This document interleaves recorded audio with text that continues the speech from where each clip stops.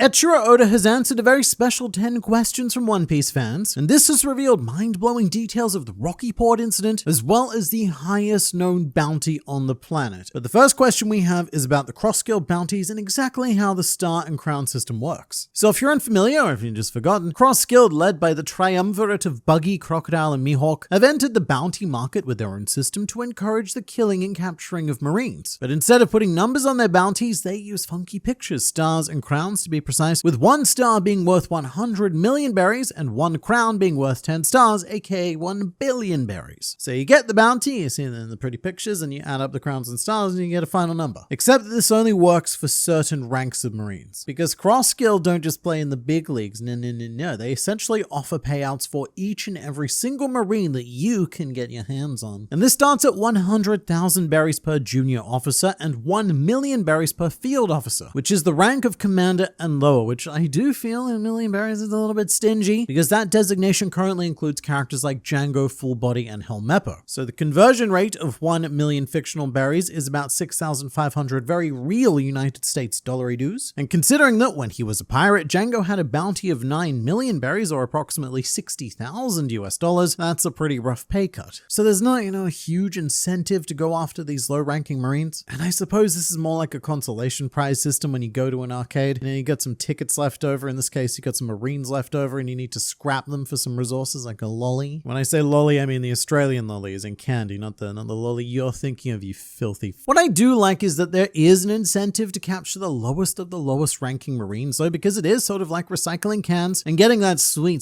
10 cents per can. It's not huge, but some people are going to take that offer and keep the streets a little cleaner. What it means is that no Marine is safe. I mean, by the nature of their profession, Marines are constantly in danger, but they've never been in danger of recycling before. And you have to wonder if the world government offered a similar system, would the seas be slightly more clear of pirates if you could turn each of them in for a PlayStation 6? Something that, in the real world, is going to require quite a bit of fierce budgeting to fit into my financial diet, because I make videos about fictional pirates on the internet. Quite frankly, it's a miracle that I myself am clothed right now. Except, it's not a miracle though, it's close. It's today's sponsor, Rocket Money. Rocket Money is the personal finance app that helps you cancel subscriptions, lower bills, and manage your money better. So here's my problem, right? I sign up for a lot of subscriptions, and then what I do, right, is I forget they exist, which leads to a dangerous portion of income being siphoned away by these subscription vampires every month. And my favorite feature of Rocket Money is that it can identify recurring charges and cancel subscriptions with a few simple taps. It is absurdly easy. I'm genuinely annoyed that I've been doing this so inefficiently for this much of my life. And with these savings I now have, Rocket Money can go on to analyze my spending habits and create a custom budget, and even monitor your spending, sending helpful alerts when you've exceeded your limits. Including me, Rocket Money has helped save its customers up to $740 a year when they use all the features, with over $500 million in canceled subscriptions. So to save more and spend less, join the over 5 million people using Rocket Money today. Go to rocketmoney.com/groundline-review or click the link in the description to get started for free. And you can also unlock even more fun features with premium. That's rocketmoney.com/groundline-review to get started for free. And thank you so much to Rocket Money for sponsoring this video, because it's partners like them that allow us to bring you the best fictional pirate content possible as often as possible. So definitely check them out. But for now, it's back to you, me. And I guess that's the thing to remember here. These cross-guild bounties, they are not a method of power scaling. Characters are not worth what they can output. Most of this is just an effort to use money to hinder the world government. But we then take a pretty massive jump up in value as captains and commodores are assigned 1 star, aka 100 million berries. So everyone with this rank is seen as the equivalent value to Luffy after he defeated Crocodile. And characters that fall into this include Captain Shigi, who with this value would have been considered a supernova on Sabo pre-time skip, as well as Commodore Brand New, who I point out because it is his sole job within the Marines to calculate and assign bounties. So you've got to wonder if he's seeing his bounty and going, yeah, seems about right. Or if he sees it and he's more like, oh, no, this is all wrong. You don't know how to calculate fictional numbers, clown man. But from here, we take another colossal step up to the rank of Rear Admiral, which has a designated 3 stars or 300 million berries, so the equivalent of Luffy's post any slobby value. And currently sitting within this range would be Black Cage Hina. But then after being promoted from Rear Admiral, you receive the rank of Vice Admiral and another 200 million berries worth of cross-guild bounties on your head. Every Vice Admiral in the One Piece world is now worth 500 million berries, and we've seen the tantalizing effect that this cash money has. When Vice Admiral T-Bone was captured and reportedly killed, although it is suspected that T-Bone allowed himself to be captured and or killed so that his captor could have that money to feed his family, because that's just the kind of guy that T-Bone is. But to put this value into a collective perspective, the Buster Call is led by 5 Vice Admirals. So each Buster Call comes with an inbuilt value of 2.5 billion berries, and during the Egghead incident, we had 9 Vice Admirals present, giving them a chonksome 4.5 billion berries of value, almost the equivalent of a singular Kaido. But we also had a full Marine Admiral at Egghead Island, and their cross-guild bounties are in a completely different league. Each Marine Admiral is worth 3 crowns. We just jump straight to crowns and straight to 3, making all of these bad boys worth 3 billion berries. The same as Luffy, Eustace Kid, and Trafalgar Law. There's also another Marine, a non-Admiral, who is worth 3 billion berries as well, but we'll get to him. He's a very special case. But firstly, we have the Fleet Admiral, and this is wild, because the Fleet Admiral is worth 5 crowns, meaning that Sakazuki is currently valued at an incomprehensible 5 billion berries. This officially makes him the 3rd highest known bounty in all One Piece history, and also only one of 3 individuals to have ever reached the 5 billion mark in general, with the other 2 being Edward Newgate, aka Whitebeard, and the former pirate king Goldie Roger. Although there is a chance that Monkey D. Dragon is also a member of the 5 billion club, because he is frequently considered to be the most dangerous man on the planet from the perspective of the world government, but that remains to be seen. Again, I want to make this clear, bounties do not equal power scaling. This doesn't mean that Sakazuki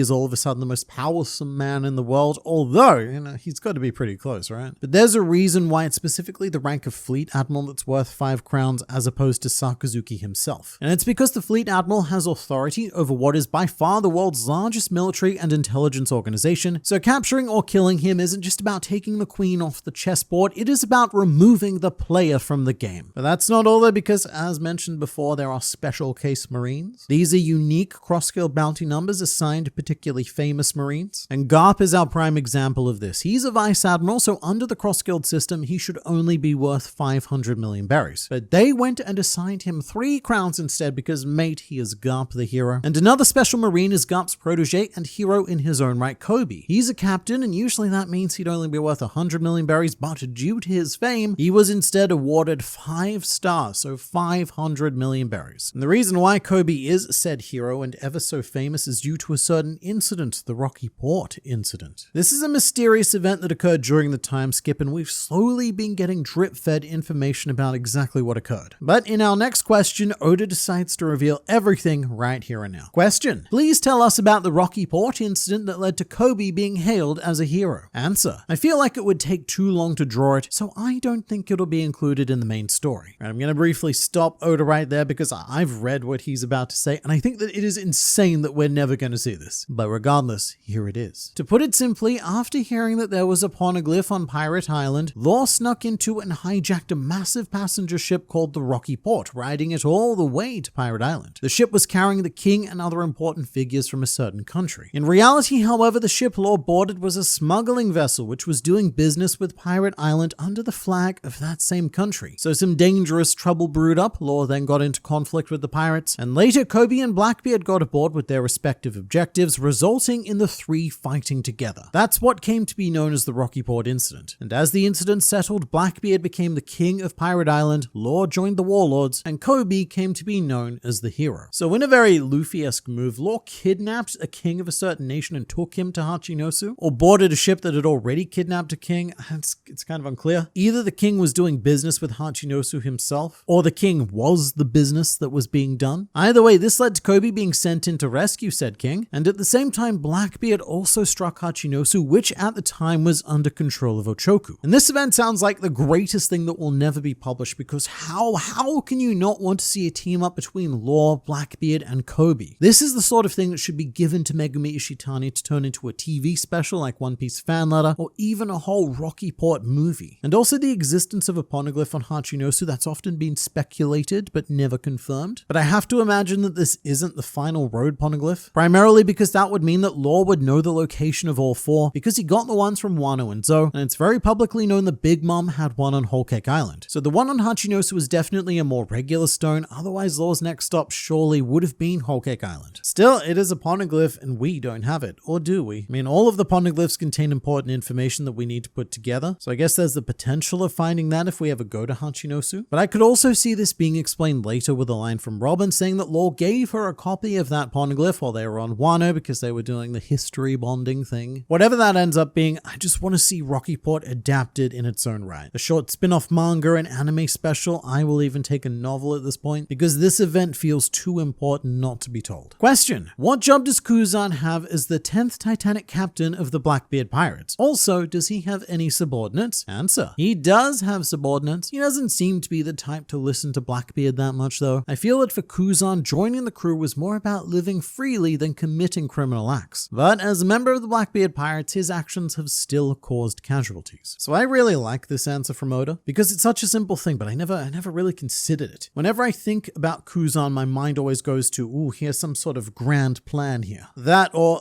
the dude is just so disenfranchised that he's throwing everything away. I like Oda's answer a lot better, which is that Kuzan is just pursuing the path of freedom. And even though he's aligned himself with some horrible individuals, it's pretty hard to blame him for that because One Piece is all about the pursuit of said freedom and what constitutes freedom to any given person. I mean, what it does tell me is that Kuzan is probably extremely likely to eventually flip to Luffy's side because if freedom is his goal, then the Warrior of Liberation is the place to be. Question: Blackbeard's ship is known as the Saber of Xebec, but surely that has some connection to Rocksteady Xebec. Answer: Xebec is the name of a type of ship. So while the name could just be a coincidence, maybe it really isn't a coincidence. So sticking with the topic of Blackbeard, this is honestly a bit of a not question because it gets asked and then not answered. And it's not the first time that this specific question has been asked either. Every time Blackbeard gets brought up in this sort of fillery extended media, whether it's an SBS or a question segment elsewhere, whoever's officially writing about him points out the Saber of Xebec and the maybe connection to rocks. Oh, I don't know, could be. And every time I read it, I'm just like, come on,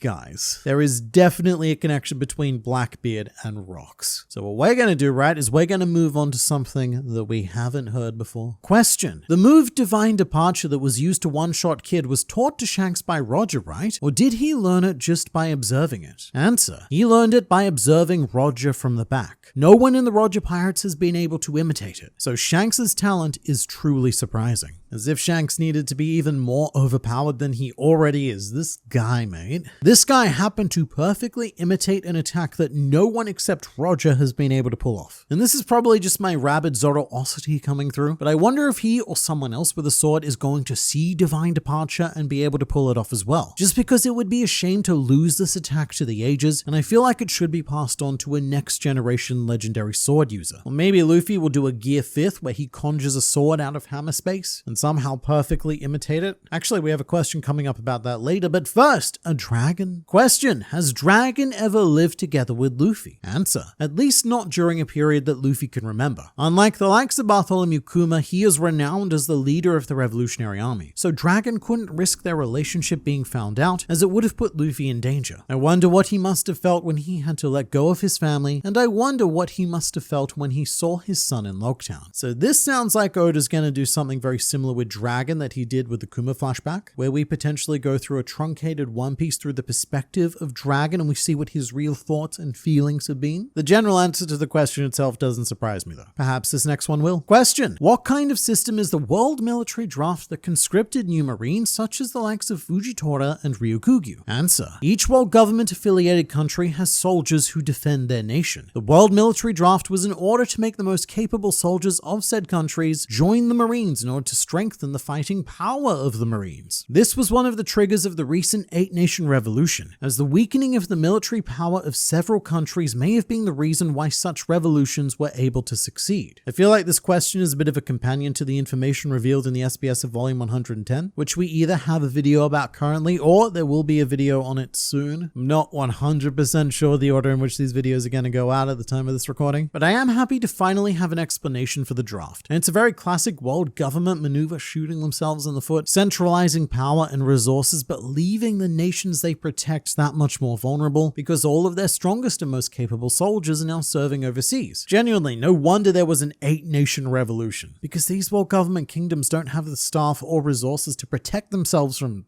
anything. Question. Saint Vigilant Garling fought the pirates of the God Valley incident, but just how strong is he really? Answer. Oh, he's strong, and there's a reason for that strength. Alright, gonna be honest here, I feel like this was a bit of a waste of a question. It boils down to, is Garling strong? Is Garling strong? Yeah, he is. However, the only reason why I do like this answer is because Oda seems so determined not to spoil a single thing about Garling, meaning that he's got some strong stuff planned for the manga himself. This isn't a Rocky Port incident that we're not gonna see, so this complete and utter lack of answer does make me more excited to see Garling in the future, but I do wish a different question had been asked for now. Question. Since Sabo has inherited the Mera Mera no Mi, he seems to have been able to use its abilities to the fullest. Did he undergo any training to be able to master the use of the Mera Mera no Mi? Answer. He trains on a daily basis. I feel like now that Sabo has regained his memories, he is recalling a bunch of things too. So that's vague, like a bunch of things. Like what? What else is he remembering here?